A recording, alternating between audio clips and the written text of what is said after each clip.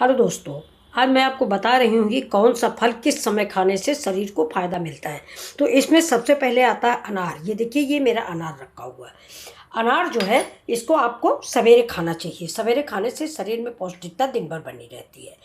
और इसके बाद आता है संतरा। संतरा आपको दोपहर में 3 बजे के बाद खाना चाहिए। खाली पेट सवेरे संतरा ना खाएं, गैस बनाता है, एसिड बनाता है।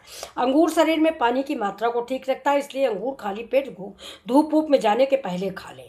केला, लंच के बाद केला खाएं। खाली पेट और सुबह केला ना खाएं, ये अपच बढ़ाता है। और मौसमी फल, मौसमी जिसको बोलते हैं, ये शरीर को ऊर्जावान और ताकतवान बनाता है। खून की कमी को दूर करता है। धूप में जाने के पहले इसको खाएं। पपीता जो है वो नाश्ता के बाद लें और लंच के पहले खाएं। इसके बाद पहले वो फ़ायदा नहीं करता है। और अनार आप इतनी देर तक पी लें। इसलिए इन फलों के विषय में आप जानकारी देख लें।